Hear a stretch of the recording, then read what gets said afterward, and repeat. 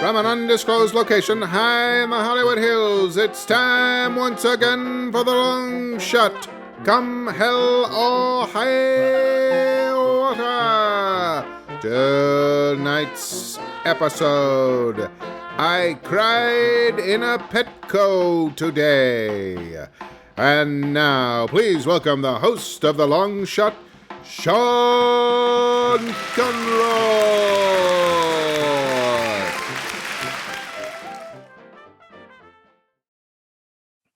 Welcome to the Long Shot Podcast. It is a podcast called The Long Shot, Come Hell or High Water. I am your host. My name is Sean Conroy. With me today is not Joe Wagner, who my understanding is he texted me and said that he is currently in Cairo and has a line on the headpiece of the staff of Ra. So I hope that works out. Fingers crossed. Yeah, he's we'll see. Jamie Flam is also currently not in residence here at the Long Shot.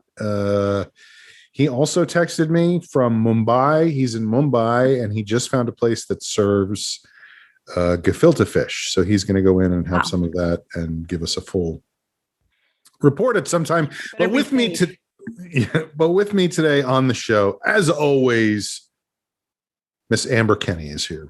Hello. Ms. Amber Kenny. Yes. I just started laughing because normally I'm at least a little bit aware of what the frame of this Zoom is. And there's just like an open carpet cleaner box in the back. Like I would have moved that, but whatever. It is what it is. Real life. So it's just you're doing a lot of work in the house there. Jeff is. He's a good husband. He's a good husband. Yeah. I myself am always very aware of what my frame is because it's just blinds. Mm-hmm. It's cool though. It's a. I don't know if like it is.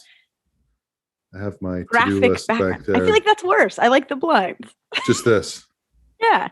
I think sometimes about recording from my office where I have like framed stuff on the wall behind me, but then people would know things about me and I don't want that, you know. Not on a 2-hour podcast that you've been doing for 11 I'm so private. years. Yeah. I keep everything to myself. I don't want people along on this journey. Right. I just spent 4 hours doing student conferences for a writing class on Zoom. So same as this. That's a lot. It's a lot. But you know, this is how I am currently supporting myself. So that's how it goes. Is that like the finals? Yeah, it's the final meeting. This is what's funny about it is right now I am finishing 2 writing classes at the same time. And the whole time this is the first time in years that I've had the same class happening at the same time on 2 different days. Do you know what I mean? That has to be kind of disorienting because you're like, I feel like I've said this already or did I not? Like, well, I actually feel like it's better because I'm aware that I'm doing something the first time and I prep for that class and then I'm already prepped for the second class. Right. I have all the notes that I've kept from the day before and whatever. Yeah, I guess that would be easier if it were like a slightly staggered. That would be very confusing. Like if you were on week 1 with one group and week 4 with the other group. Which is what it usually is. And that's what I'm saying is like most of the time I'm like, wait, I'm on board. Which of you guys did I already say this to you or did I say it to the other class? Or they're like, or you say it and they're like, you said that word for word last time. Here we go again. Yeah. Boring teacher. So for the most part, I was like, this is great. I just know that when I teach one thing on Saturday, I'm going to teach the same thing on Monday. Well, and that second group is like you're really know Right. what you're I'm talking dialed about. in on like, these are the questions they're going to have. Let me anticipate. I know what they're going to ask ahead of time. I know what I how left long out the this other module day. will take. Yeah, right. It's like teaching a real high school subject where, Mhm. you know, you're teaching ninth grade English. So you're teaching the same thing to 4 different classes. And, you know, day to day, I'm teaching this to these guys, and then I'm doing it a bunch of times in a row. So in that sense, it's good. The problem is, like I said, it's Saturday and Monday. And Mhm. for the last class, they have to hand in their scripts, and I have to read their scripts and give them notes on their scripts. And they hand in their scripts. Let's see. I think I told them to hand them in by 3:00 yesterday. So That's a lot of reading. 21 hours to read 10 30-page scripts. And Yeah. and not just read them, but like be able to talk Notes about on them everyone. intelligently. Yeah. Like, this is what was right. This is what was wrong. This is what worked. This is what didn't work. So I was up all night, and it got to a point in the middle of the night. And this is a, well, I'll get back to that in a second. I have been drinking coffee the entire time, by the way. So we'll see what happens. This is gonna be a fun one. Yeah. But I was up very late reading, and I just got to a point where I was in the middle of a script, and I was like, I don't know what I'm reading anymore. Like, I can't It's like do this to this gibberish. person. Yeah. I have to go to bed and get up early so I can finish the last couple of scripts, because I'm not processing anymore, and that's not fair to those people. And so I did half of that, which was I did get up early this morning and read the scripts. I did not, however, go to bed early. I still stayed up for another 3 hours just staring at the television. And I feel like that's a problem that I'm having these days, because I am not on a daily 9 to 5 schedule, that I can stay up super late and not be like, oh, I have to get up so early. I did have to get up early this morning. Mhm. But whenever I do have to get up early, I'm like, well, I can do it for a day. I just don't have to do it on a regular basis. So it'll be fine. And what that means is that, generally speaking, and I think this is really bad in the long run, generally speaking, I am staying up way later than I should on a regular basis.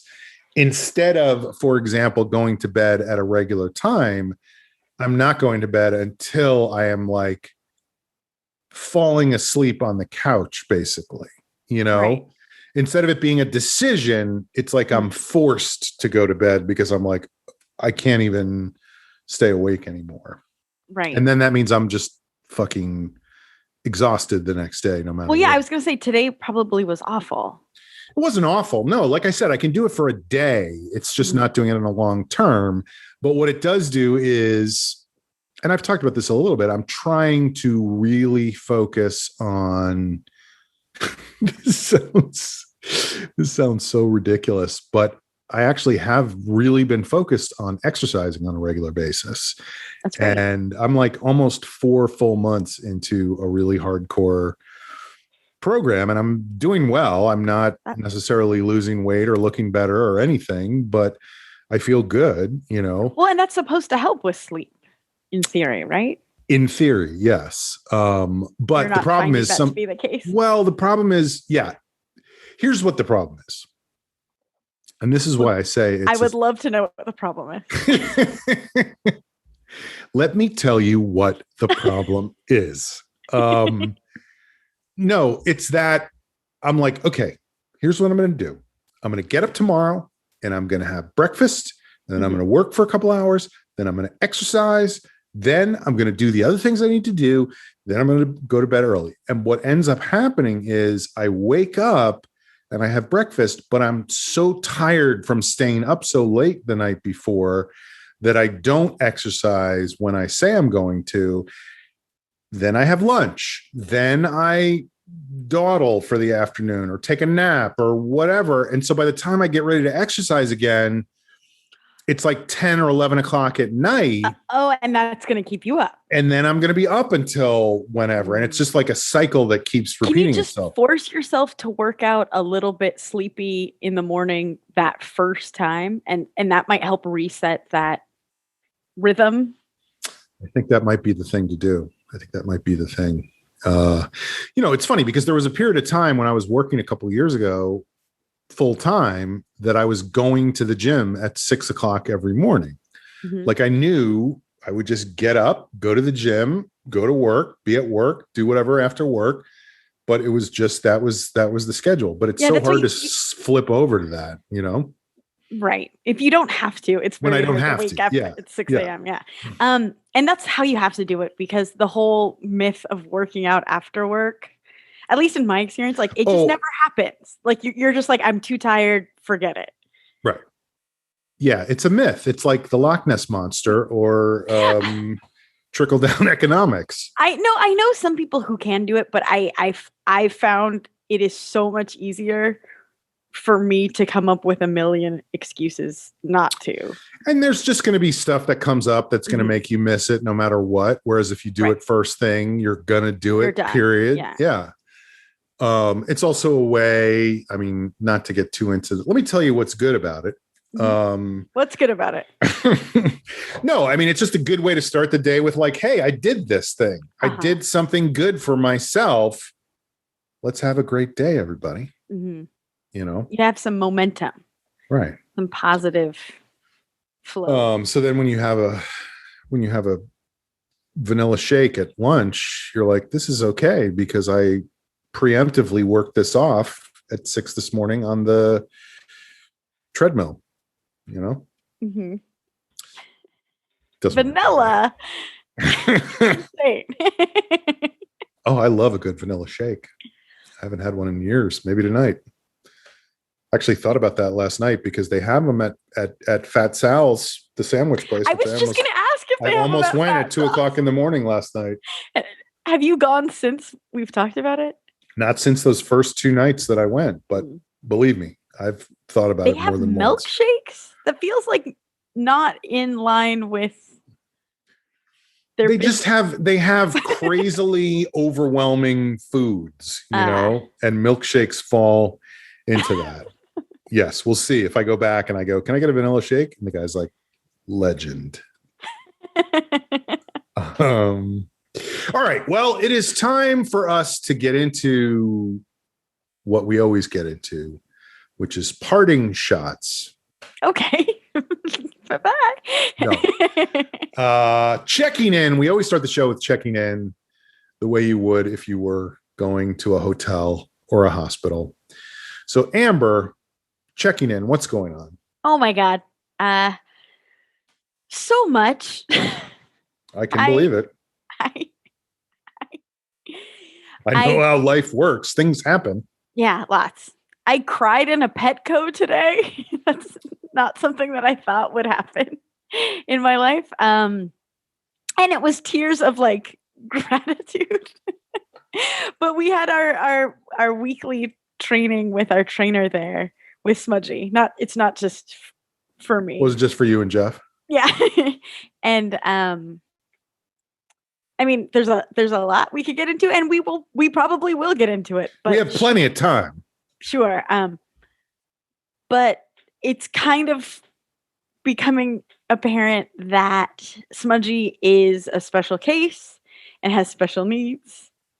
And so she started recommending some like intensive boarding type training places.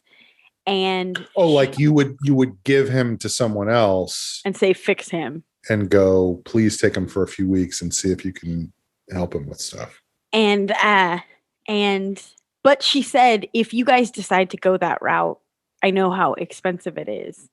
Let me know and I will refund you all of the money that you've paid us. And that's when I started crying because I thought that was so kind. Yeah, that's crazy. We exchanged phone numbers. Like, is that because she wanted to make sure you were okay?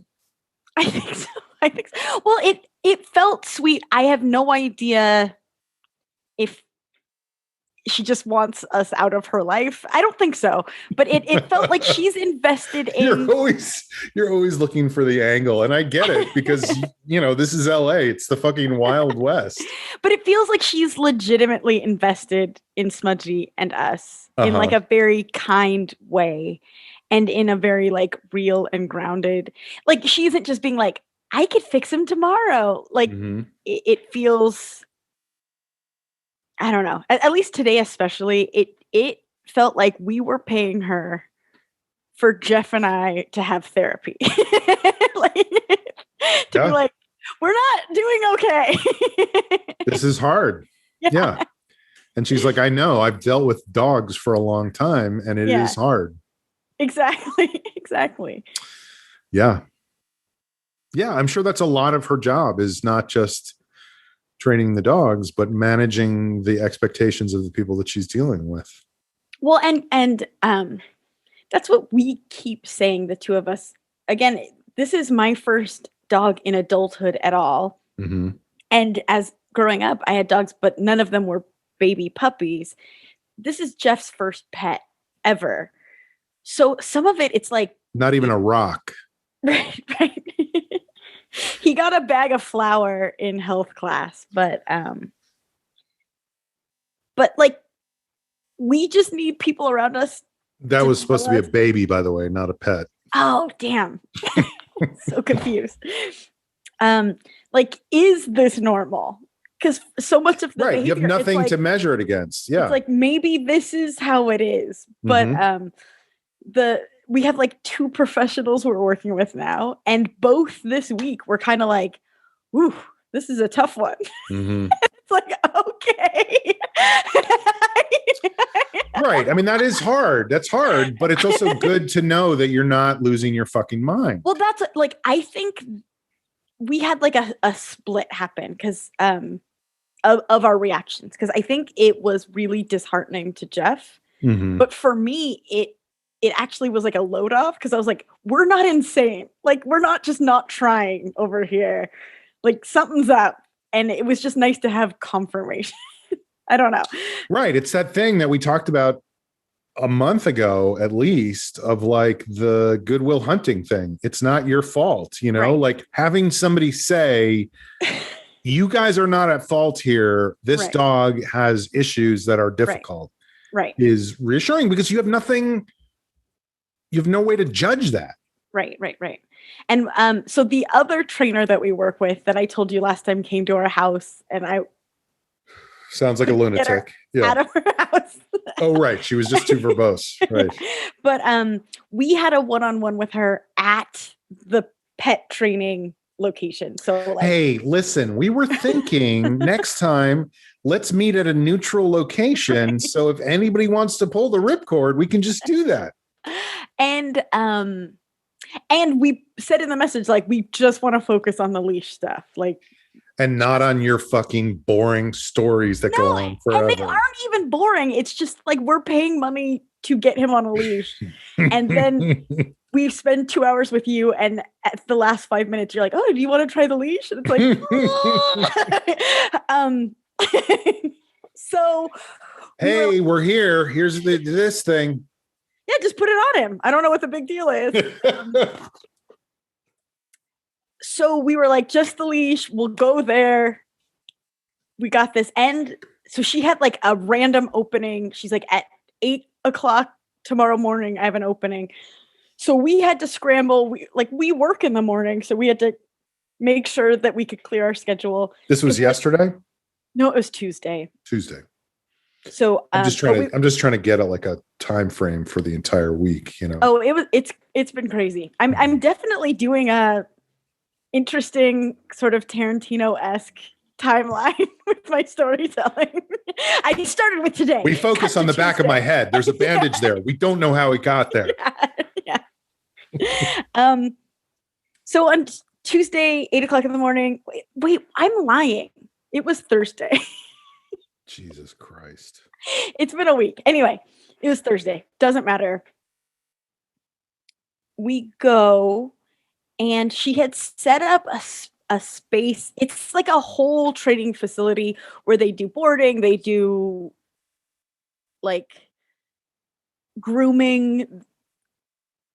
They have daycare, they have trade, like they have, like it's a whole thing, and they have an outside yard. And the outside yard is where we went before for puppy party, which we were told not to attend anymore. But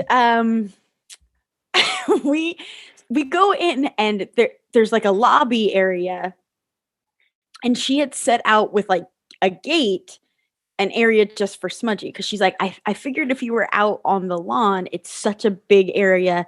He's such a little dog, and he's so fast. It might be hard to corral him.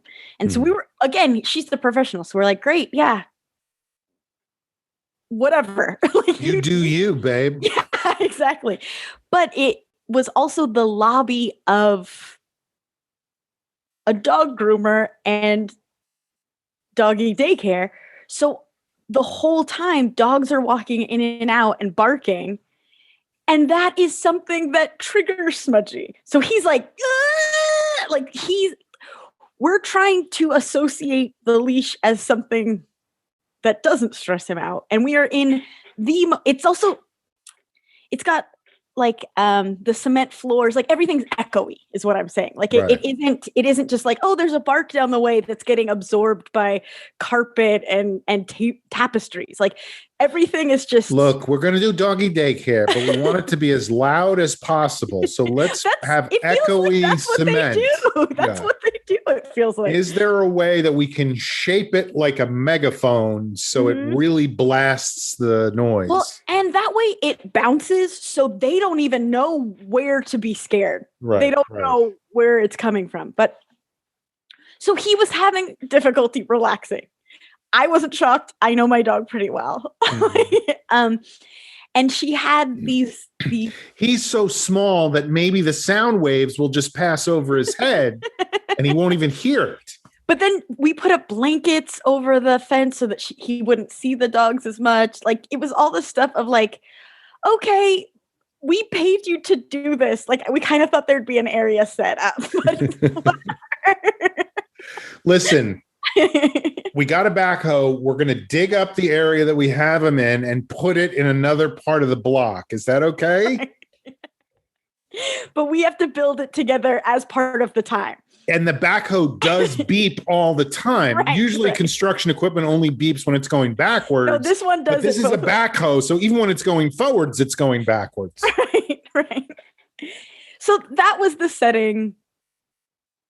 And poor dog. And she had some like exercises set up and some techniques that she's like, this is what we're gonna do. And both Jeff and I again were like, you're the expert. You can try. Like, I don't think that's going to happen, man. And Jeff and I were right. So in a sense, that makes you feel good about yourself. Yeah. So she tried a bunch of things and she did help us, but I could tell she was getting frustrated. Like she thought that she was going to make more progress. But again, to what I was saying before, it was like very validating. like, now what, motherfucker? Right. Well, and so we never got him on a leash in that hour working with her on just leashes, like for the record.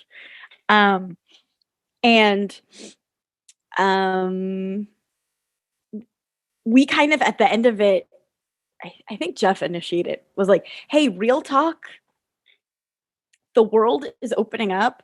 Eventually we might have to go back to an office. I know this is going to take time, but what timeline are we looking at? Because it feels like the walls are closing in on us a little bit because we're not progressing and we can't leave our house and we can't take him to daycare if he can't be leashed. Like,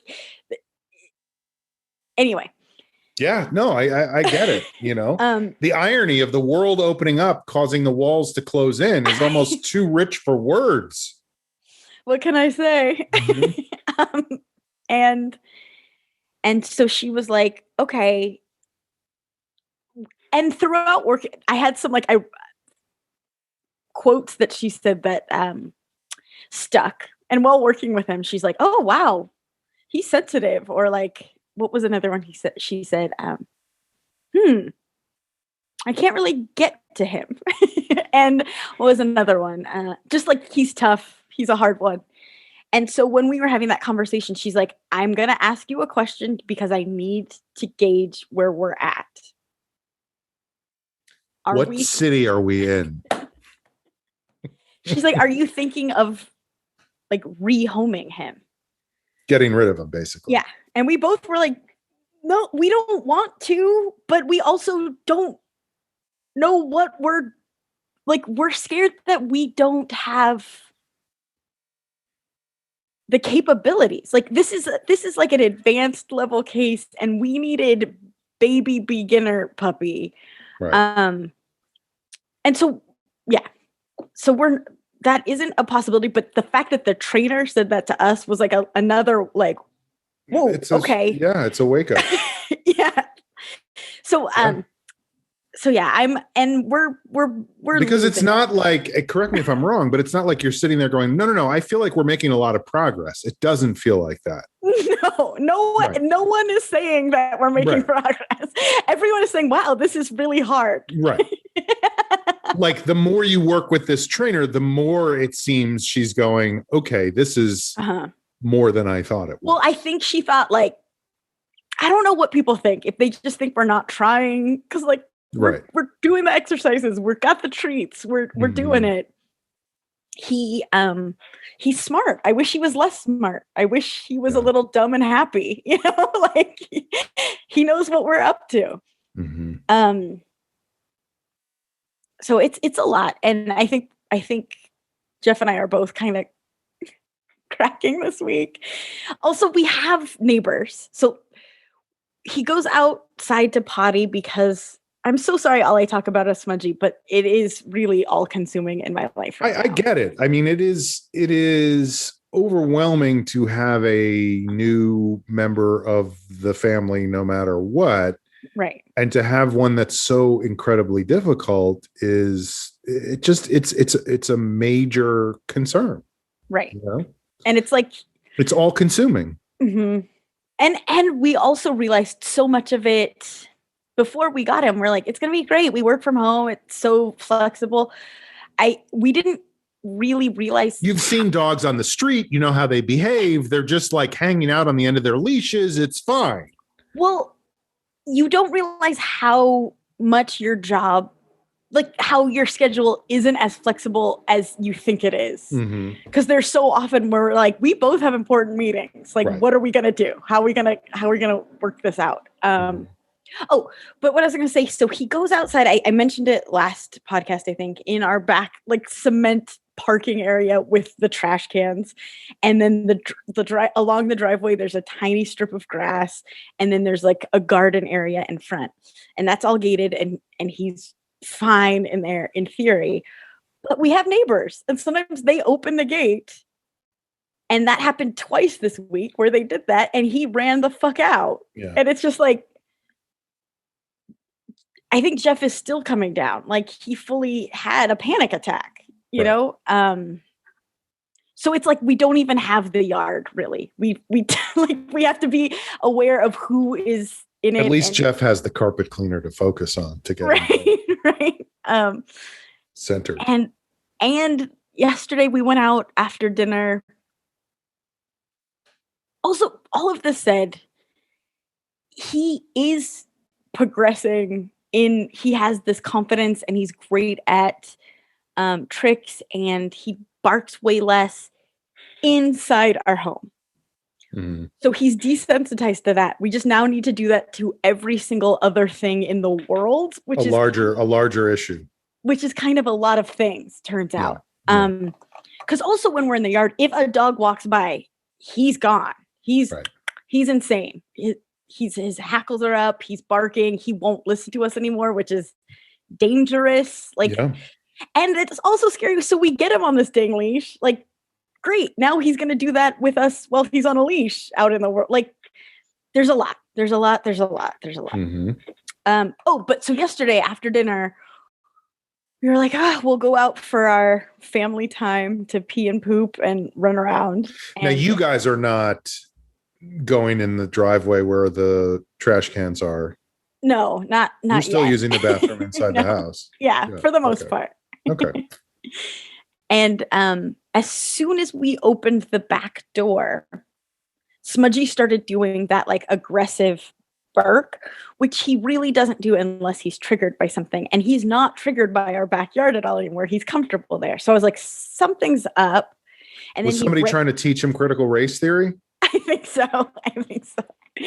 Yeah. And then he ran for it. And I looked to where he ran, and it's hard to describe, but I could only see his feet and then another critter's feet. Like I saw claws. I was like, "Ooh, God!" There was a possum. Oh no! And the possum was bigger than Smudgy. Like it's a big possum, a big beast. And Smudgy's little, so it's like it's both.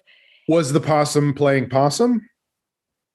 A little bit, because we expected the absolute worst scenario. Clash of the Titans. Yes.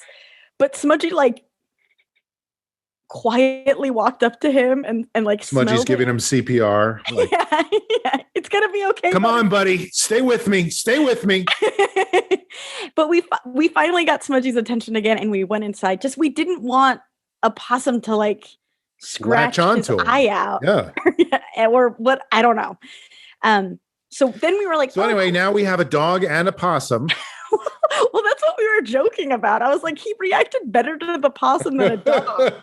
So like it's his therapy possum. But so then we all had to go inside, and we're like, oh great, our one fun thing for Friday night was gonna be to go outside, and now we're stuck inside because there's a possum in the yard. So what I'm saying is he has freedom in the yard, but we still are kind of on pins and needles there. You never know when a possum's gonna show up. It hasn't been a relaxing week. Yeah.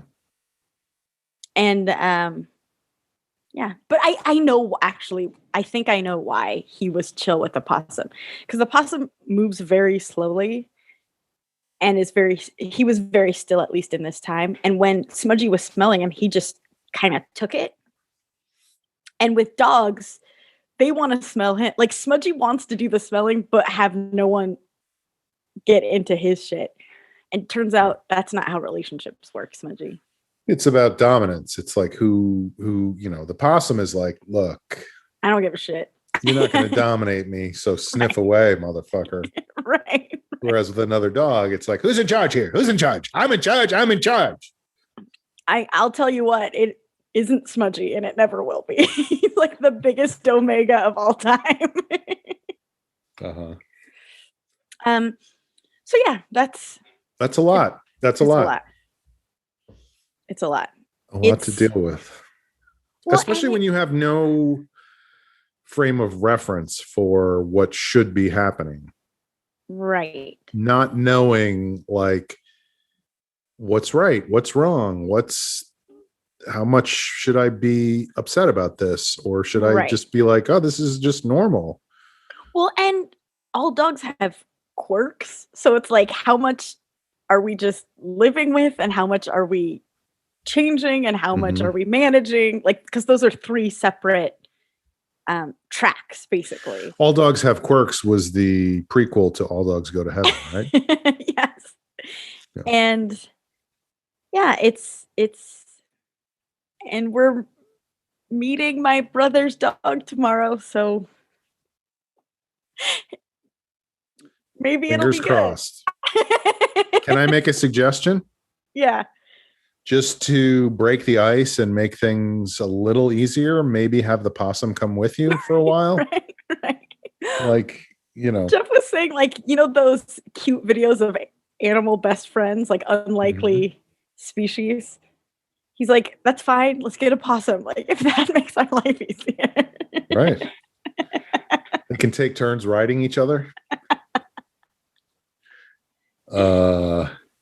No, and it's also, I mean, this slightly relates, not at all, in any way, but slightly to an experience I had earlier today. Because I think something that you are doing, and maybe you're not doing it so much now that you've spoken to your trainer, I hope you're not doing it so much, and it sounds like you're not, is like blaming yourself for why things are going the way they are. Right. I think that's a thing, like, I don't know what point I'm trying to make, but that's a thing that you and I are both really good at, is blaming ourselves for things. Yes. I say that because I today, as I said, had meetings with these students, and I had the whole schedule written down in front of me because I would know then whose notes to be looking at when they showed up. And each meeting is a half hour long, so it rolls right into the next meeting. So half hour ends, half hour starts, half hour ends, half hour. So I want to be not spending the first 5 minutes of the meeting being going, like, this is you, so I'll get these. Exactly. The very first person who showed up was not the first person I had on my list. Did they switch spots amongst themselves? And I was like, I am so sorry. I am terrible at administration, at details. I'm a fucking idiot. What is wrong with me? I'll just get your notes. Whatever. And I was like, let me just make sure, like, I think I have the wrong list here. And let me look at the email. And, the email says you're not supposed to be here till 3. And this person was like, oh yeah, it's 3 right now. And I was like, no, it's 3 where you are. Where I am, it's noon. And that's how we've been doing this for the entire class. Like, we go on my time, not on East Coast time. You guys get to switch it yourself. But this was after 7 minutes of me just flagellating myself. Show up too, that means. No. The person came like a minute later. And so they were like sitting in the waiting room. And I was like, oh boy, that's what it was. They were sitting there and I was like, somebody's fucking up here. Am I the one who's fucking up? And then it turned out it had nothing to do with anything I did. It was just the other person. Right. But there was that long period of like, I'm a fucking moron. I'm so stupid. What's wrong with me? Totally. And I feel like, I that's obviously a part of who a person is. And I need to work on that. But it's also interesting to think about the way the world is these days and how much there is a sense among people of like, nothing is my fault. I have never made a mistake. I will not admit that I've made a mistake, and I will not back down. And whatever's being fucked up is being fucked up by other people. And I'm sort of fascinated by that perspective on the world too, of like, how could you be that full of yourself that you could know for a fact that nothing that went wrong was ever your fault? You know? And I think I have like 11 things to say right now, but I think we only have an hour and 15 minutes. So. I think there's a balance because I know for a fact that one of the things that I did that impressed my current boss early on is like something got messed up. And I like watched, I noticed with other issues how much time and how much energy was spent with excuses and blame and reasons and why it wasn't actually their fault. So early on, like something got messed up and I walked into his office and I was like, hey, I messed this up. I'm really sorry. And it won't happen again. But that was absolutely my mistake. Mm-hmm. And he was taken aback. That is not how people behave normally in a professional setting. Right. And he trusts me with his life now because I didn't spend 3 days being like, well, but somebody else and the email came and like just being a grown up and taking the responsibility was, I saw it. I saw him. Like I earned his trust and I earned his respect. That said, I think there's a balance because you can sway way too far in the other direction and just take responsibility for everything needlessly. Right. I agree 100% that there is a balance. And I guess it's what I'm specifically referring to is the inclination to immediately go all the way to everything is my fault versus going, nothing is my fault. I had nothing to do with any problems here. as opposed to evaluating the circumstances, evaluating the incidents, and going, okay, here's what happened. Right. Because neither of those are true, right? Mm-hmm. Like, had I been less automatically self-flagellating. You're right. Had I just said, oh, I don't know what happened. Let me just check the schedule and make sure that you're here because that's not what I have on my right. Then it would have been fine. But instead, I was immediately like I'm such a fuck up. What a dumbass. Like I'm like that Chris Farley character in stupid. Yeah, exactly. Like which is not necessary. No, you don't need to do that. Well, and I think there's another layer is what I was going to say with dog owning, because there's a big school of thought, and it's like the Cesar Millan of it all, is that any dog's behavior is a reflection on the owner. It has nothing to do with the dog. And I think that the owner can impact it. Mm-hmm. Smudgy is showing me that some dogs just have things going on, buddy. Like something's up. And it wasn't anything we did. How many episodes of Cesar Millan were there where he was like, ooh, this is a hard one, right. Like this is a real, I don't know. This is a stickler, or not stickler. Well, I keep thinking about that. I was like, they just don't air them if they don't have a good story. Of course. But, like, it took me way too long to realize that. Yeah, no, I mean, that's absolutely 100% what it is he's a genius because they don't show the ones where he goes, you know what? It's too hard. I don't know what to tell you, but there's nothing I can do with this dog. I've tried everything and it doesn't work. And there were definitely incidents like that happened. Yes.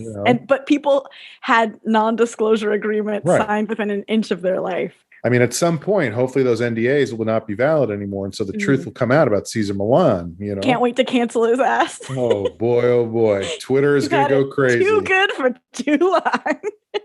Twitter is going to go crazy. I'm kidding. I don't care. I don't want to cancel Cesar Millan. No. Fuck that guy. Aaron says we should FOIA Caesar.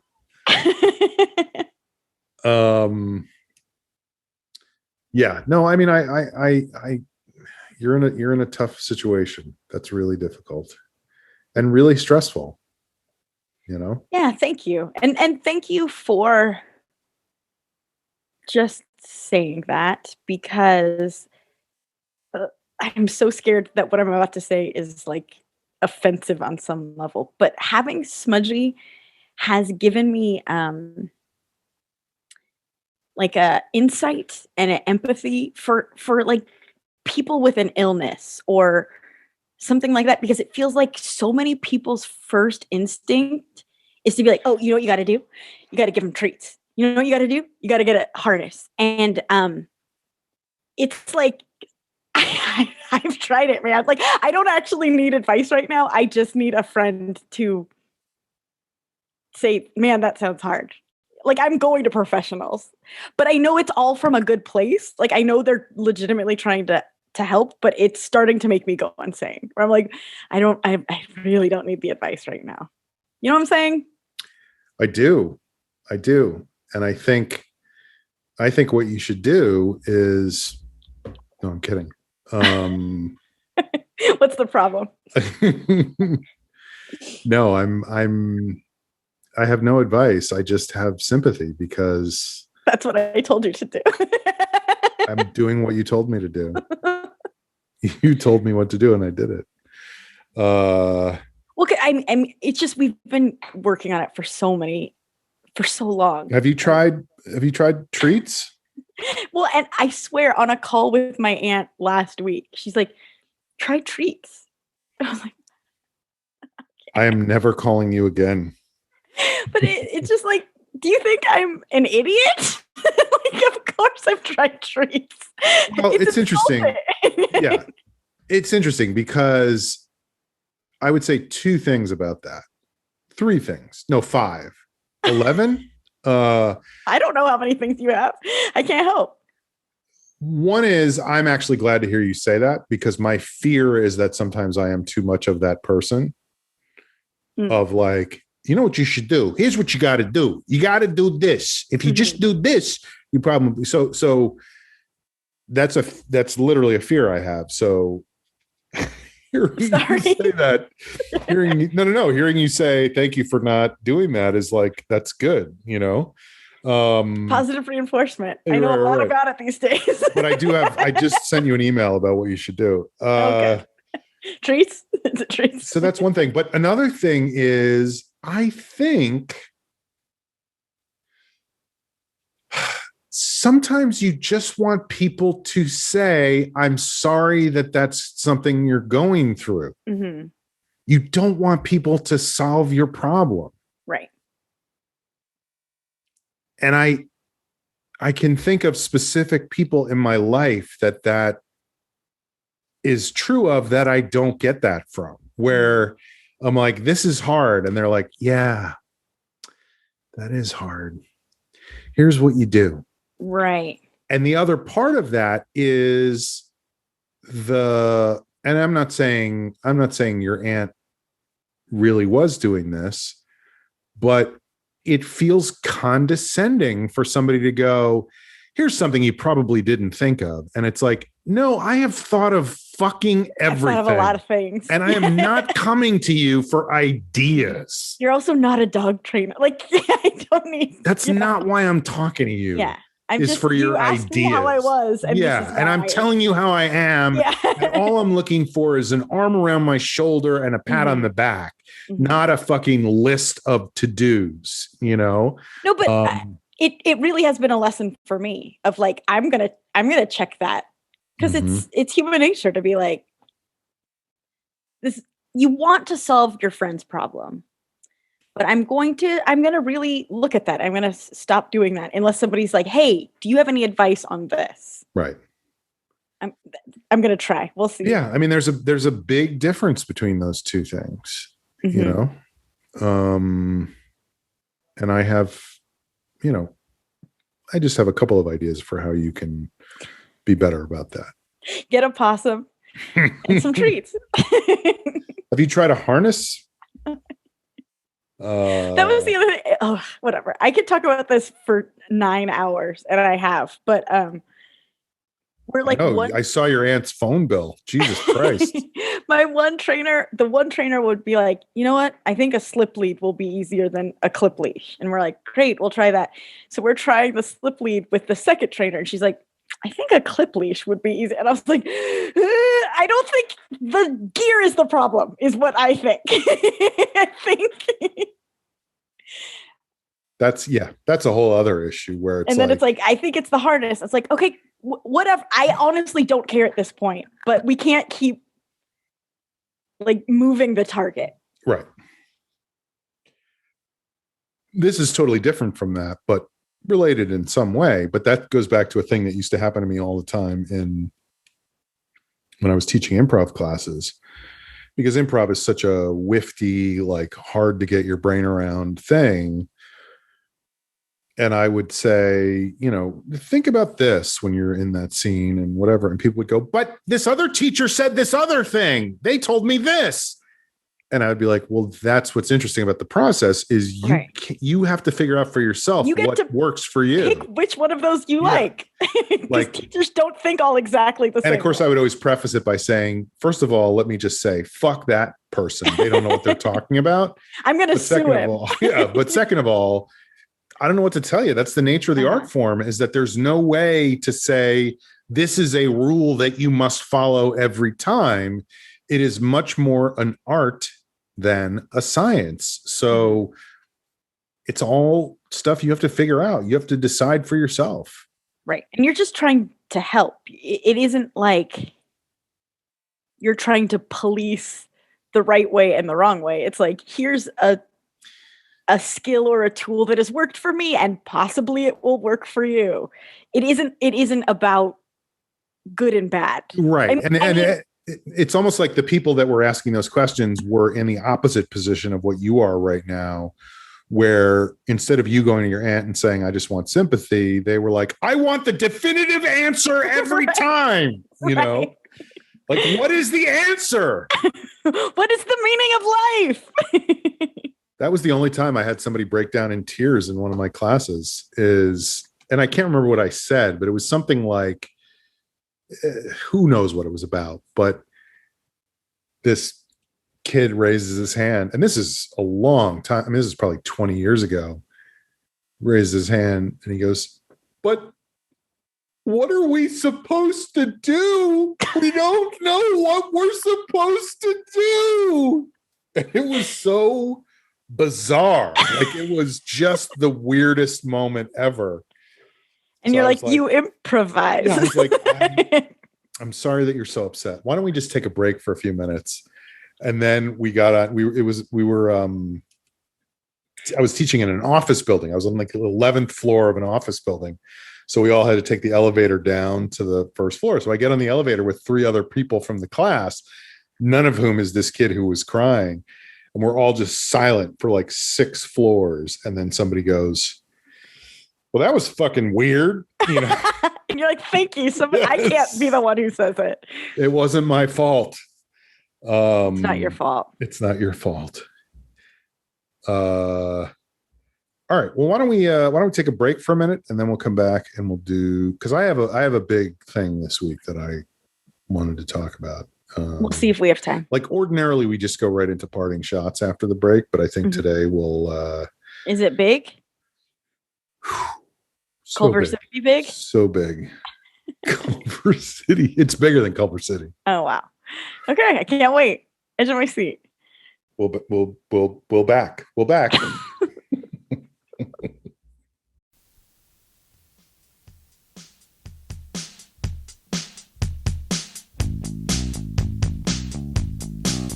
Hi, folks. It's Sean. You are listening to The Long Shot. I thought maybe while Amber and I get snacks and hydrate during the break, you might take a moment to tweet about The Long Shot. Send out a Twitter tweet and tell all your followers what you love about The Long Shot and why they should be listening to it.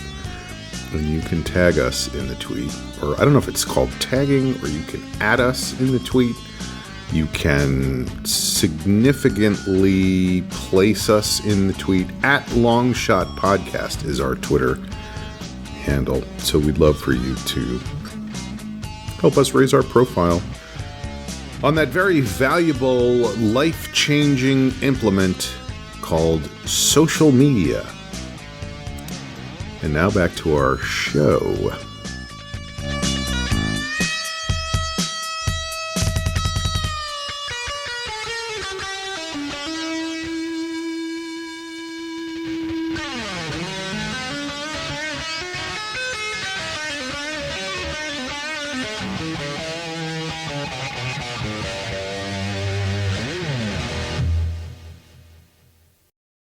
We're back. You're listening to The Long Shot. It is a podcast mostly about dogs and people who are not here. It's so true. So I had a crazy week because I did 2 things this week that are different from my normal routine. Notable. Yeah. One is I went to lunch. Okay. At a restaurant that was open. And that was pretty crazy. Only because I went to a place called the Earth Cafe in Pasadena, California. Familiar. Now, I don't know if this is true in other places. I've only ever experienced it here in California. Thing like you order your food at the counter, but you get a number and they serve your table, like split the difference between waiter service and counter service. It's kind of like the worst of both. Yeah. That definitely was not a thing in New York when I was there. Now it may have spread at this point, but I had never experienced it until I came out here. But what that means is when I went to this place, you had to wait in line to order, right? Mm-hmm. So I walk in and I'm like, okay, I guess I'm online. And everybody was just online, like shoulder to shoulder. There was no distancing. There was not a lot of mask wearing going on. It was just like nothing had changed. And 'Cause I gotta say, I like the 6 feet apart, even if there isn't a pandemic. That feels like a reasonable yes. amount of Let's space keep around that. me. Yes. Yeah. Let's have marks on the floor in every establishment. I'm not kidding. And like, there's not room, so let's put the marks all the way down the sidewalk, you know? Right. And that way you walk up and you go, oh, there's a huge line. No, wait, these people are all 6 feet apart, so Yeah, it'll go through in no time, you know? But also sometimes people are just looking at food in that aisle and you can't tell if they're in line or not. Right. That's a problem. But we were just like packed in, like online. And I was not nervous. I'm like, I'm vaccinated. Mhm. I have my vaccination card. I didn't have it with me because I was afraid that if I took it with me, I would tear it in half. But I wasn't worried in that sense, but it was just overwhelming to be that close to so many people I didn't know. 100%. Was one thing. A long time since Yeah. you've done that. It was just like, oh, this is fucking weird. And then there was music blasting. There was a menu I had to look at by, and I don't know if you remember, we had this whole conversation, I think, when we definitely did. With the phone? Where I had to like take a picture of scan the thing and then get the menu. But because we had that conversation months ago, I was like, I know what to do. I just open my camera and take a picture of it and it scans so it opens up the menu. And I'm like, oh, great. They have this kind of eggs and these kind of eggs and these eggs and whatever. Lots of eggs. And I get up to the thing and the guy's like, no, that's our breakfast menu. We're not serving breakfast right now. And I was like, and I'm looking at my phone and it says breakfast on it, but I can't figure out how to get to The lunch. Like somehow you have to scroll to it. So I'm trying to scroll to this different thing and he's yelling at me, but he's wearing a mask. So I can't hear what he's saying. And people are shouting at each other and the music is black. And it just was like, you're like a sandwich. It felt like that moment in the movie where you're like there's so much sensory overload going on. And you like just got off the bus from like town. Look how tall this building is. Yeah. So that was kind of crazy. Sound fun. No. And lunch was fine, you know, but did you go with someone? Yeah. I was meeting somebody there. Otherwise, I would not have gone to be like, I'm driving to Pasadena. Well, it's funny. I was doing something with him on Thursday, and not to steal from your story about Thursday. But this happened on Tuesday because he was like, we were supposed to. That's why I said that. I was like confusing our story. We were supposed to do it on Tuesday, and then he had to postpone it. The thing, you know, we were just recording a podcast together. And we had to postpone it because he had something he had to do in the afternoon, but we had been planning to have lunch before we recorded the podcast. And he was like, we can get lunch after we record on Thursday, or we can get lunch on Tuesday. And I was like, let's do it Tuesday because then I get to get out of my house twice in 1 week for stuff, you know? Yeah. So anyway, it was a lot to process. And lunch was great, but it was a lot to deal with. And I don't know what I got. I just got overwhelmed, you know, of like what the fuck is happening right now? A lot of anxiety.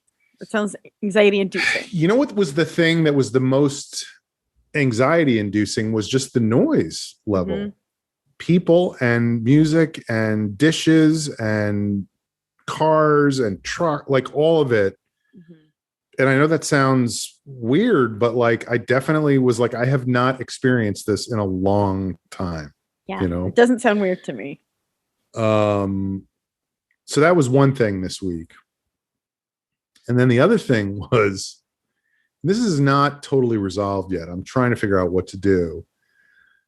So I don't know if you know what a fan of the Fast and Furious movies I am. I didn't know that. Yeah, and I have known. I could have. I have some hookups. Oh, I work really? for that company. Oh, I didn't even think about that. Get me Diesel. It's kind of a big deal within NBC Universal. They're only banking their entire Right. corporation on that movie succeeding. So Right. fingers crossed. So I, for whatever reason, and I don't know how to really explain it, but I wasn't a fan of the first few. And then I still remember the first one I saw was the fifth movie. And I saw it with Eddie Pepitone. We were in San Diego to do a show. I drove and I was like, let's, traffic will be a nightmare. So we'll go down early and we'll just hang out down in San Diego because we were just going to do it in one day. We weren't staying over there. We were going to go down and come back the same night.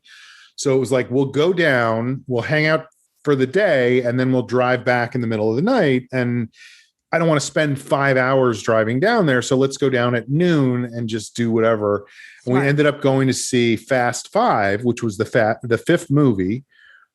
And it was crazy. And I wasn't like, oh, this is great. I was like, this is insane and makes no sense. Like it's like fun. It's funny. Well, the big thing to me is that they decide their own physics in that world. Like nothing has to make sense in terms of gravity or inertia or momentum, as long as it looks cool. And they like, if somebody's falling out of a building, as long as you drive your car underneath them, you can catch them with your car. 100, and you will every time. Every time. And if they're also a good guy. Like, weren't they just like mechanics and street racers in downtown LA, and now they're like international spies? Like, there was one. I've rewatched the first six, and it wasn't one of the first six, but it was like 7 or 8 where they were somehow in the Arctic and fighting with a nuclear submarine that was firing nuclear torpedoes at them. So yes, it's become like they have to top themselves in every movie. I think they go to space in this one. That's what it looks no like spoilers. Don't tell me. In the preview, I haven't seen it yet, but in the preview, they're like. Well, this is what happened is that another friend of mine, my friend Adam, who I can't remember where he was. He might have been working at Kimmel at the time or at Lopez. He's a producer. And he was like, I got tickets. Let's go to this. And he has a podcast, a movie podcast.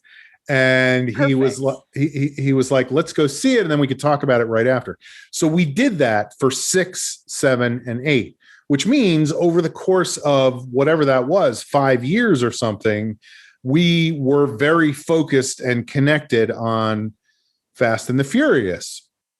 So when 6 months ago, he was like, what if we rewatch all the Fast and Furious movies and do a podcast about each of them? So we started recording these podcasts a long time ago. By the way, this is not the podcast that I went to record in Pasadena. Just to clarify, I have a lot of podcasting going on. Yeah.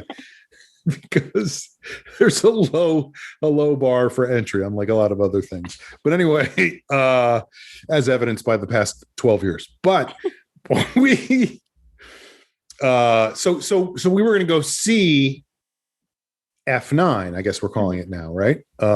Which I wish I knew what F9 was on a Mac, because that would be a good joke right now, but I don't know what it is. Oh yes, it is Forward.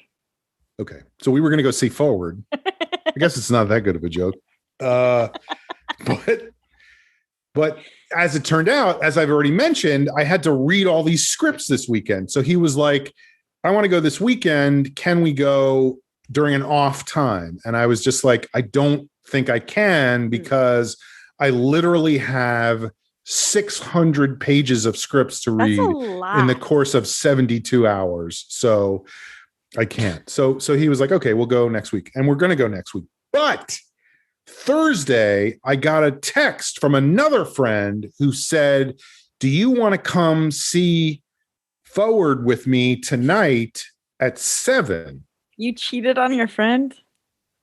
Don't think I didn't feel guilty. It's not your fault. It is my fault, because I said yes and I felt guilty. And I was like, should I call him and tell him? What should I do? Or invite him along. I literally was going through all of that, right? So, but the other guy's a good friend too. So I went with him. We go to the Chinese Theater in Hollywood. And I call it the Chinese Theater because It may be where the virus started. Boo. Was that your first movie? Yeah, it was my first movie. Ever. I couldn't believe it. It looked like they were right in front of us. The train was coming right at you. Well, yeah, it was. It was a train. No, actually, I think there wasn't a train in this one. Or at least not. Well, this is what happened. So we go. He has tickets for us in like the third row of this gigantic IMAX theater. Oh my God. Talking And about overwhelming. Well, he and I have we're just very different people with very different philosophies about how to live life. Okay. Because he didn't text me on Thursday. He texted me on Wednesday night and said, "Do you want to go to this movie at 7 tomorrow night?" And I was like, "Yeah, great." Didn't know where it was. Didn't know how we were getting there. Didn't know when I was supposed to meet him. Nothing. Nothing from him all day. Nothing at all. Now, I'm the kind of person who, if I'm going to go to a movie, I want to be there half an hour early so I can set up my seat, get my snacks, get everything, get situated, especially coming out of a 1.5 year long lockdown. Right. Never heard from him. 6:15. The movie's at 7. 6:15. He's like, "Should I pick you up?" And I was, and of course, in my head, I'm like, should I text him? No, I don't want to be the one because maybe he forgot or he asked somebody else, or I don't know. 6:15. Should I pick you up? Sure. Great. Pick me up. He comes by. He's like, "Oh, it's at the," I figured it was probably in Universal City because that's close, but he was like, no, it's at the Chinese. It's right down the hill for me. So we go down there.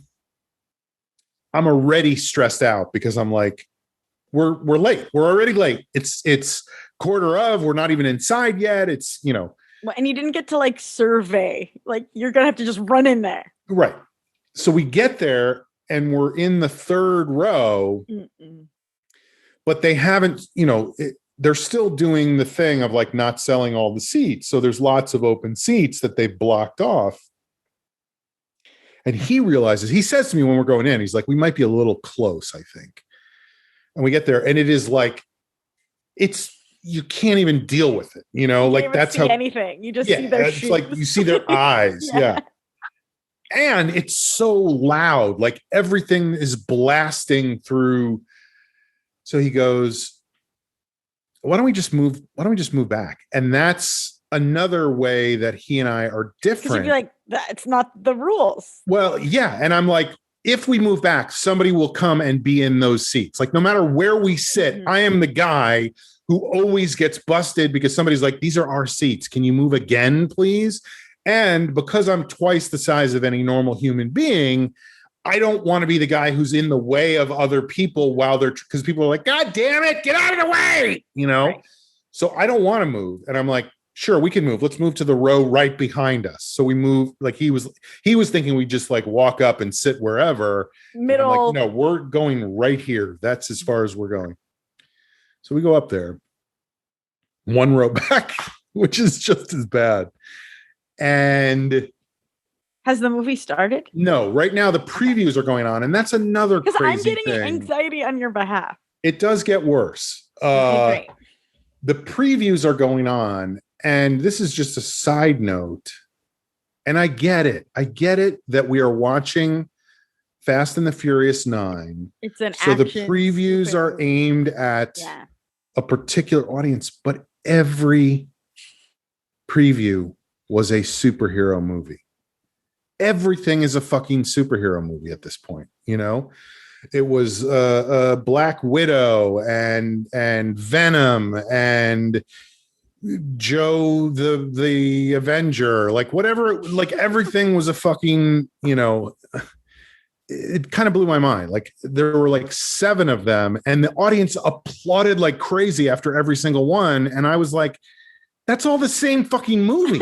That's the same movie. And you guys are dumb enough that you're going to see all of them, which means they're going to make more of them. Yeah. And, but anyway. You're just happy to be out of the house. I just want to see a talky, like Meryl Streep and John Malkovich as neighbors where one of them has Alzheimer's or something, And one's secretly a Nazi. But we don't find that out till the third act. Right. Like, it's not because he about forgot. that. Yeah. So anyway, and I'm not trying to minimize Nazism or Alzheimer's. They're both horrible, but like, They are both horrible. it just was crazy how all of these, the only one that wasn't a superhero movie was they showed like a 10-minute preview, not a trailer, but like an actual clip Like from a the scene. movie of, I don't know what it is, Jurassic Park 6 or 7, whatever the next Jurassic Park is. Mhm. And it was primarily just dinosaurs, like it was the same thing we saw 28 years ago, except better. Like they do look cool. They look amazing. The footage looks incredible, but it's just dinosaurs again. So anyway, so we sit down one row behind where we're supposed to be. I'm so scared. I'm like, okay, great. The movie starts and it's great. It's like classic Fast and the Furious insanity right from the beginning. The first action sequence lasts, I think, 35 minutes or something like that. Amazing. And at the end of it, my one of my favorite actors shows up, the great Shea Wiggum, who is in everything at this point, including the Fast and the Furious franchise. And the reason he's one of my favorites is because he was the barista at the coffee shop around the corner from where I lived in Chelsea back in like 1996. And I used to go trade stories about being an actor with him until he exploded into the stratosphere. Because he's been in, he was on all the HBO shows. He was on like Boardwalk Empire and, other HBO shows. Sex in the City. He's the FBI agent in the Fast and the Furious franchise. Okay. So anyway, we're 40 minutes into the film. The first action sequence ends. There's a moment of respite. The screen goes black. The theater goes black. The fire alarm goes off. Strobe lights, fire alarm, strobe lights, fire alarm, strobe lights. I can't see where we're supposed to go. Like, in other words, it's so dark, except for the strobe lights. I'm like, I don't understand. And this is the first time I've been in a movie theater in a year and a half. So I'm like, is the place on fire? Is there a bomb threat? Is there a mass shooting going on? Like, what's happening right now? I thought you were going to say, I haven't been into the movies in a long time. Maybe this is how they do it now. Like,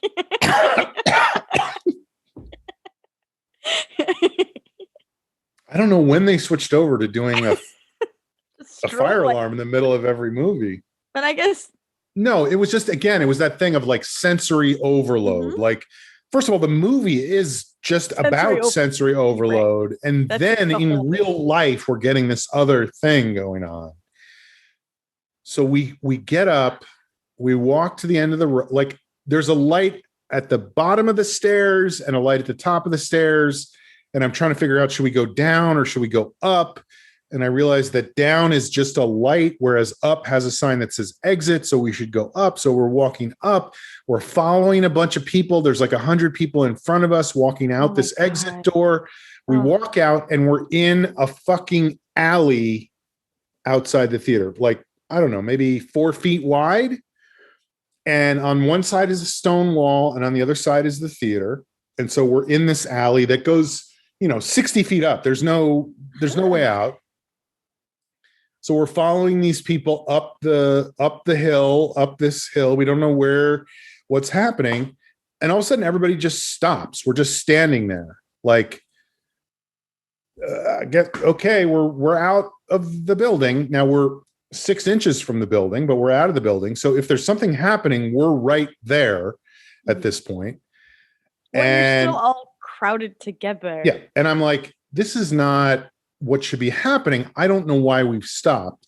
So I of course, walk to I start moving past everybody. Like, I'm like, we're not stopped until we get out of this place. Like, we're supposed to be leaving, not standing outside. This makes no sense to me. So I walk past everybody up to the front of the line. My friend follows me, and there's a woman up there, and the door of the theater is locked. There's another door into the theater, and this woman goes, I just talked to a friend of mine who works here sometimes, and he says it's a false alarm.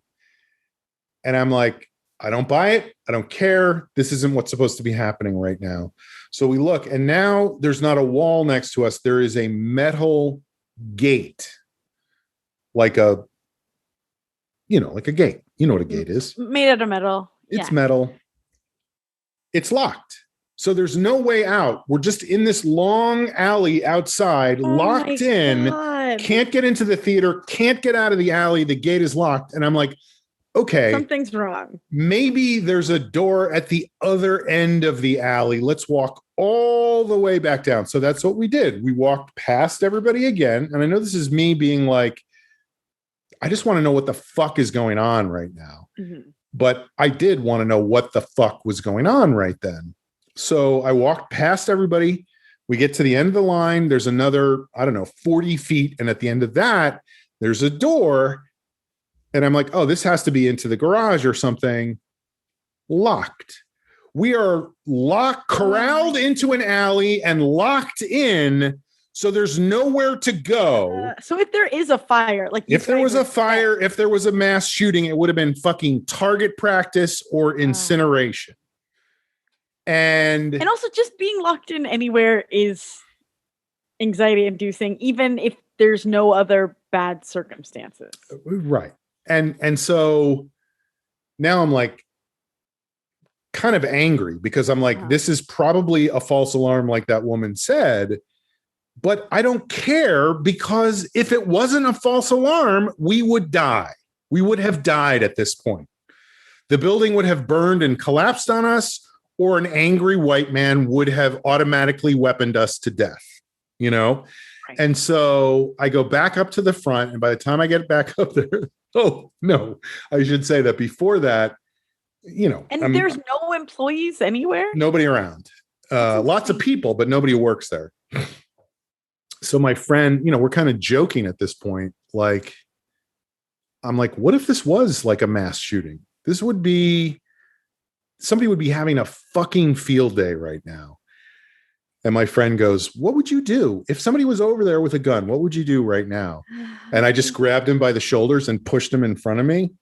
So he was like, okay, I get it. That's valid. But we walked back up to the front, and by then somebody had come out to let people in. So they were just like, yeah, sorry, that was a mistake. It wasn't supposed to go off. I don't know what happened. So they let everybody back into the theater. And there's a guy who had been, it was almost like the ArcLight, who had been like announcing the movie at the beginning. Mm-hmm. And he was there and he was going, okay, folks, well, everybody, welcome back. That was our fault. So just have a seat. We're going to start the movie 5 minutes before it got interrupted. So we'll just keep going and you'll have a great time. And by the time I got back inside, he was kind of standing in the middle of the stairway, and there was a woman talking to him and saying, we were just outside in the alley and there was no way out. And I don't understand why there was no whatever. And then another guy was there and going like, yeah, I can vouch for that. I was there too. And so I just kind of stood there because I wanted to hear just what the upshot of like what this guy was going to say, Free popcorn, I bet. And he's just an usher. So like, what does he know? Right. But I think he actually was higher up in the food chain, and not to describe a movie theater in animal terms, but I do think he was more of like, not a super predator, but like a predator, a fox. Yeah. And he was like, I am so sorry. That is not what should have happened. Like, he had it was just bullshit, like that is not what should have happened. That couldn't, right. We should not be that of happening. Right. Of what happens, that should not be the thing, but we are going to start 5 minutes. Like, he just kept on trying to get everybody to sit down and watch the movie. So fine. So we come back in, we sit down in our seats very close to the front of the theater. 20 minutes go by. Everybody's just sitting there. I'm kind of fuming still from it's hard to shake that off immediately. It just was so, I don't know, like in my head, I was like, this is a catastrophe waiting to happen if anything really went wrong. And so 20 minutes go by and the guy comes on and he goes, "Hey folks, sorry it's taking so long, but this is an IMAX movie. So we're just trying to find the right space. We are trying to start it 5 minutes before it got interrupted. So it's going to take another couple of minutes and then we'll be good to go. And we'll, another 20 minutes go by. We're just like, so well, finally I'm sure they have other movies scheduled. Like now their whole night is right. Too. So I just turned to my friend. I was like, let's get the fuck out of here. Like, this is crazy. I can't just sit here and, it won't even be fun. So we go back to the Chinese theater is just one theater. It's not like a multiplex or anything. So you just come in through the same entrance, but the box office is out on Hollywood Boulevard. Mm-hmm. So there's all these concession stands. Somebody said that actually. They were like, I think the only reason they did this was to get everybody to go back to the concession stand because everybody is buying more popcorn and whatever.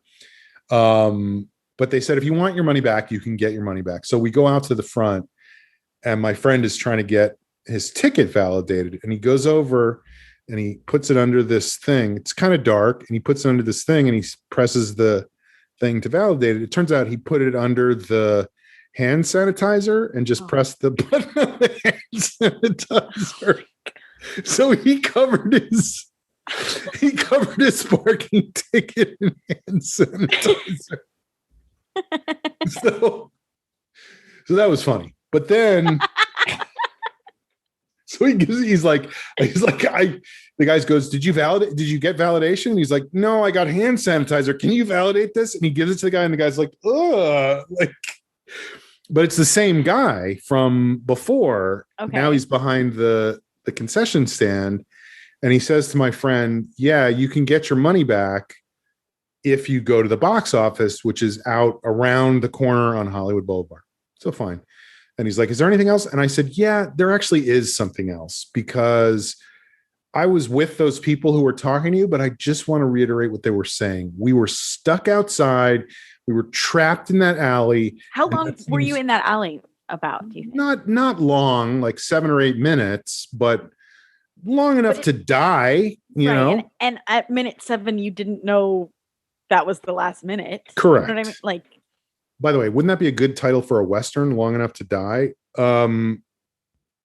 But I said, I just want to I just want to John reiterate what they were saying, that seems crazy to me. And you guys need to fix that because it's a problem if there really is a problem. And he was like, you're absolutely correct, sir. We need to have some, and this is again, just bullshit. He was like a protocol. Well, we need to have some team meetings because apparently there's some miscommunication going on. And I'm like, what does that mean? Miscommunication? The fucking gate was locked for us to even get out of there. So anyway, I didn't keep going on that, but we then go outside to the box office. And I swear it took another 20 minutes for him to get his money back because there was a whole protocol of like, we need your credit card. We got to enter it. We got to put that back in, whatever. God. But on top of that, they were inside the booth. So they were talking through a shitty, crackly speaker, wearing masks. And there was somebody about 8 feet away with a gigantic street stereo system blasting some kind of, I don't know what the music was, but it was, so loud, and you have to blast your music that loud to get attention for your artwork that you're selling off the street. So they couldn't hear him. He couldn't hear them. There was just a back and forth. I'm again being overwhelmed by sensory input. You're like, I just want to be in a dark, quiet room. So anyway, then he drove me back here and I was like, I'm sorry, man. I know you probably wanted to stay, but I couldn't do it. I was too upset. But the end of all that is I still haven't done it, but I feel like I want to call the city and just say, like, this is a thing that happened. Like, the fire marshal should be aware of this, you know? I don't know what you call, not 911, but maybe like 311 or something. It was, yeah. Aaron says 311 or 4. I could call 411 and say, And ask. who do I call? Yeah. But it was upsetting. Like I was. Yeah, that's so scary. And not because anything happened, but it's that thing of like, what if it was something? Or do I just go, well, nothing happened this time, so probably next time, because that's how bad things happen. Right. Is if nobody fixes the thing that happened when it happened, because they're like, well, it was nothing, so who cares? You know? Right. I'm saying I care. I do care. Good. Anyway, that was my big night out. No, that's so then the end of it is my other friend who I was supposed to see the movie with texted me just to say avoid spoilers because there's something that happens that we don't want to know about going in. So I called him right back and I was like, don't be mad, but just so you know, I did go to see the movie last night. And he was like, you motherfucker. And I said, but the good news is right. I saw the first 40 minutes and he just could not stop laughing at how that was karma. Right. My betrayal bit me in the ass. It's like the worst of both worlds. Mm-hmm. He's still upset and you still haven't. Right. So anyway, we're going to go next week. Good.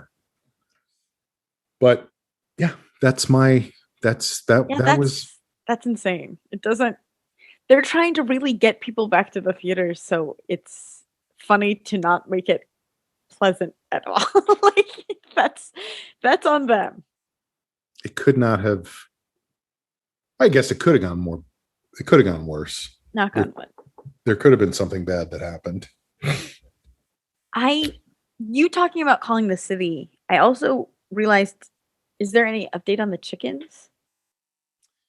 The chickens have not been around for a while, so okay. I have high hopes that will continue, but I also don't know if that's just because that person has not been able to find parking in my neighborhood, you know? Yeah, parking's difficult there. It's tricky over here, and if she couldn't find parking, she wouldn't be able to park, as it turns out. That's how it goes. My mom. But I haven't heard the chickens in a couple of weeks, you know? Great. That's good news. Yeah. So fingers crossed. We'll see. Because if those chickens come back, I'm going to take them to a movie, light the place on fire, run out through the front, and let them burn. Feels like kind of a complicated. I feel like you could just cut to the chase. A lot of moving pieces. Yeah, it could go. There's it could a lot go of badly. variables. Yeah. Yeah. No, I mean, anyway, kind of ran out of steam there. So what else, Amber? What's going on? Should we do parting shots? Great idea. Great idea. I should have had that in my notes, but I didn't. A gentle. Where do we go next? I get so worked up about being locked into a movie theater that may or may not be on fire that I forget where to go next. Yeah. All right. So let's get into parting shots. I'll go first. Oh, wow. Yeah. I actually did a thing this week and it's worked out. Like it made me, despite everything I've talked about, I actually had a really good week in some ways. And you're going to say, you're probably going to say something along the lines of, I told you so, or, you know, I've been saying this forever, or you fucking idiot. Why don't you ever listen to me? Yeah. But I listened. I'm really pleasant to hang out with all the time. But I listened to a podcast last week. The podcast is called School of Greatness, I think, or something like that. And whatever. I only listened to this episode, so I have no full judgment of it, but I didn't think it was great. Ooh. But the guest was great. Yeah. Right. They ought to call it School of Greatness is not this is School of Not Greatness. But the guest is a guy named Austin Cleon, and Austin Cleon is, I think, an artist, really. But but has written several books that are more like self-help books for creative people. Okay. So I was a little familiar with him, and I definitely have a couple of his books, although you know how that goes. It's like you read a self-help book for creative people and you go, yes, yes, yes, I should. The War of Art. Yes, Stephen Pressfield, you're right. It is difficult. And then it just goes out of your head, and you're doing the same shit over and over again. But this guy who was interviewing him asked, well, what was funny about the guy who was interviewing him is he kept asking him questions, and like, I'll try to do, because I probably do this sometimes, but I'll try to do what he was doing. Like if I said to you, like,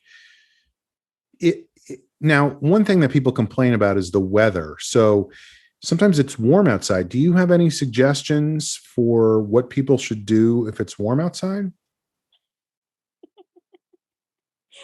Am I supposed to? Yeah.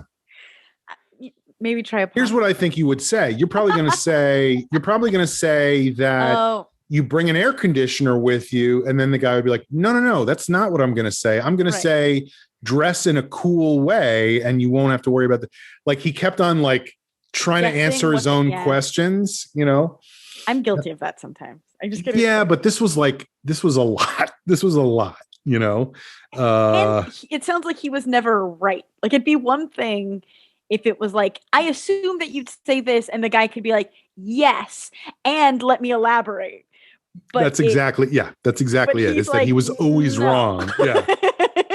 Or he would try to repeat, which I think is good, try to repeat back to the guy what he had just said, but get it completely wrong. Do you have an example? I don't. I wish I could remember, but it was really making me laugh. It was making me laugh and making me want to turn it off at the same time. Because I was like, what is wrong with him? He's just not listening. Like he's literally not listening to what the other guy is saying. But anyway, this guy, Austin Cleon, at one point he said, what are some things that people who are successful creatively have in common? And he listed a number of things. And I don't remember all of them, but I tried 2 of them this week, and I really felt a huge shift in my mental state, in my just everything. One was, he said, and it just seems like such common sense, and it's a thing I've struggled with for a long time, but this week, I guess because I heard him, I was finally able to do it. He was like, people don't look at their phones for an hour or 2 hours after they get up. And I was like, let me just try that. And so not just phone, but computer. Like I was like, I'm going to wake up and not look at anything for a couple of hours. And it was great. Just be in your body in the world. And that extended to, because what generally I have been doing for years now is waking up, checking everything, and turning on the news first thing in the morning while I make and eat breakfast, and watching the news while I eat breakfast. And I didn't do that any day this week. And it was, I don't want to say life-changing, but it was like, it made such a difference in everything. And I was able to get so much more done and not get bogged down in just bullshit, And the other thing he said, which I did do almost every morning, he was like, what I do is I wake up and I just journal for 3 pages. Like he even said, after he talked about it for a minute, the guy goes, it sounds a little bit like morning pages. And he goes, yeah, it is kind of the same thing as morning pages from The Artist's Way, but it is effective. Like you just get out all this stuff. And whether it's for me, whether it was like, here's what I want to do today, or here's something that I've been thinking about, here's a problem I'm having, here's something I want to solve, here's some ideas for how to solve it, whatever it was, drawing stuff, whatever, it just felt like that was a good way to start, as opposed like putting stuff out instead of taking stuff in. Ooh, yeah. And that said, the other thing that I did almost every morning, I think I started on Sunday, and the only day I didn't do it was Thursday it was Tuesday, Was it Tuesday or Thursday? I get Tuesday and Thursday mixed. No, It was because you went to lunch. No, it was because I was doing the podcast early. Like we recorded the podcast at 10 a.m. So I woke up at 9 and just immediately went to get coffee and drive over to Pasadena to record this podcast. And that was the only day I didn't do these things. So I didn't turn on anything, didn't look at anything for a couple hours. I wrote just like before I even had breakfast, I just made coffee and drank coffee and wrote in this. It's not a journal, whatever the fuck it is, the morning pages, whatever you want to call, whatever the fuck you want to call it, Amber. I don't know what. Why? But then the other thing I did was just pick up a book and read for half an hour. Just read. And I know that's taking stuff and not putting stuff out, but it's a different way of processing information. And it's at a different pace. Yeah. It's not like, let me get to the next thing. What's the next thing? What's the next thing? It was literally, One, I had two books I was reading. One was about writing and one was about, just a novel. And it was great because I just don't do that anymore. I was a reader my entire life and I don't do that anymore because all I read is fucking Twitter and news articles and this and that and constant input of bullshit, And so it was great. It felt very productive overall. And like I was able to get stuff done. I guess that's the same thing as productive, but you know what I mean? Like, it was good mentally. That's great. Yeah. Morning pages or journaling is something that I've struggled with for, 20 years of like, I know that I should, and my life is better when I do, but it's like the first thing that I drop when things go wrong. But I would say that when I was doing them, something that I noticed, because it's easy for me to be like, I don't need to do that. Like, I know what my thoughts are, but you kind of don't, because when you see them written out, you're like, oh, wow, I keep saying this. Right. Maybe I should do that. Right. Like it's interesting. It changes it. I agree. Well, a couple of things. One is I think it's easier for me to do it because I don't have a job to get to. So I'm just just waking up and not doing the things I usually do when I wake up. So I have time to do this other thing and I'm not concerned about it. And also because I'm not like, well, I did do the artist's way a long time ago and I was like, I have to finish 3 pages. Now I'm like, I'm just going to write for as long as I feel like writing. And so if it's a page and a half, great. And if it's 3 pages, great. And if, whatever, who cares? That sounds really healthy. Because I do get caught up in like, follow the rules. The rules of it. Yeah. Or, like there's some sort of magic in that exact number where I don't even think the person who suggested it initially meant it that way. They just mean like, don't write just a sentence. Right. It's interesting. I'm 100%. I mean, I always attribute this to, and this is not the case in your case, but I always looking at my family, my nieces and nephews, I'm like, the oldest child is a rule follower, always like letter of the law. And so that's something I'm very conscious of in myself of like, no, they said 3 pages. So I have to stop at the very end of the 3rd page. And now I'm like, I have that so hard. I'm my dad's oldest child. So maybe I well, and also your older siblings are way older. So you're kind of an only child. I reset the generations. I actually think there's a lot to that. Like everybody has different factors that affect, but in terms of birth order, just because I have 4 younger brothers and 3 of my nieces and nephews have similar, not 4, but like 2 younger siblings. And I see the oldest one being like, why is he allowed to not follow the rules? You have to follow the rules. It's not fair. Yeah, it's not fair. But so anyway, taking that and going like, who cares? Like I'm doing the thing and that's enough. Adopting the spirit of it and not the letter of it. And the choice is not looking at stuff and not watching the news, not necessarily just I have to be journaling right now. So I'm doing that no matter what, you know? So that's been good. But to go back to what you were saying about focusing on the same things, I have not been doing it long enough now to notice those patterns yet. But I do remember when I was doing it in earnest with The Artist's Way 20 years ago, it was when I was living with somebody in a relationship with that person.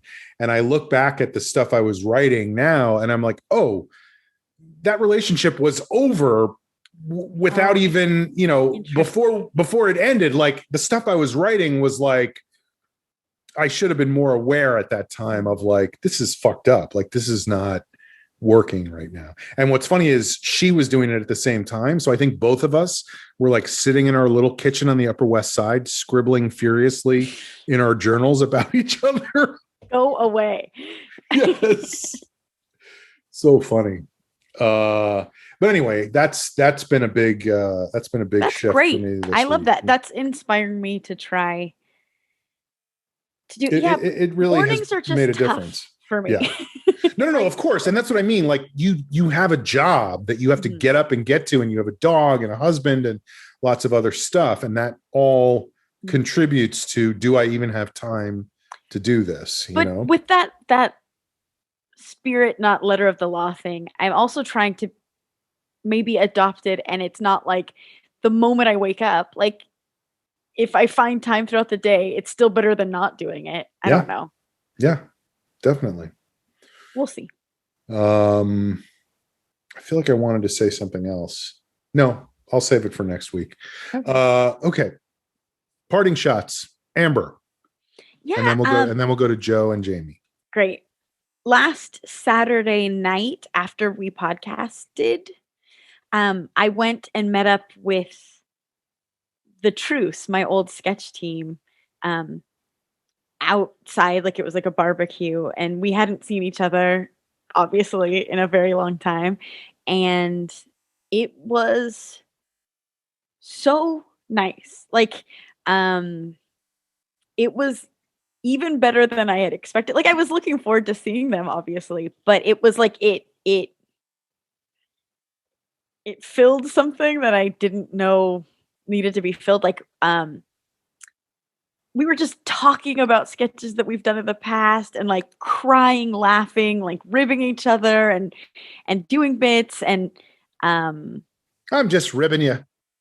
Remember the good old days with the Truth? Like, two of the guys were just, aren't you? we're just talking about how much they loved their cast iron skillet, but they were earnestly just like for a really long time talking about how they use it and what they like about it and how they clean it.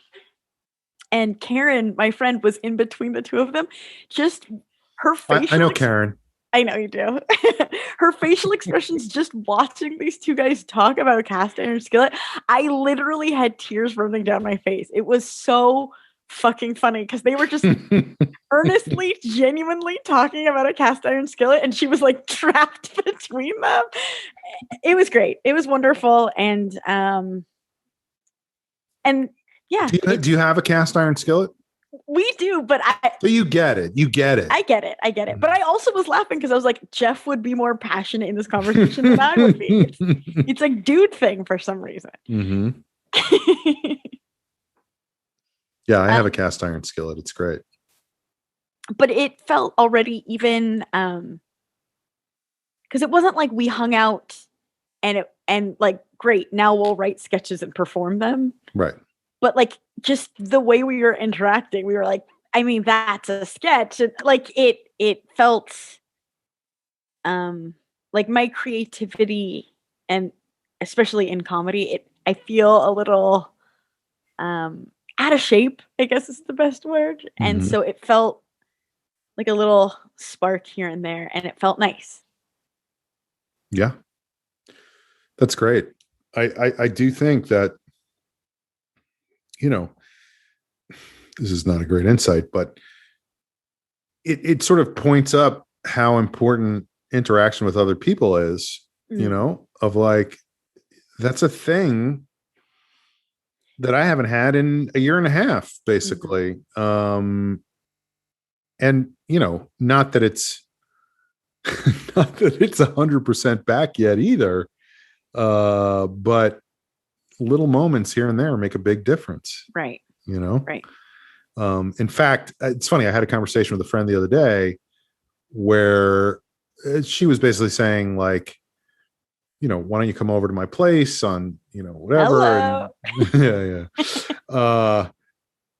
But I was saying, like, I'm just not used to being around people.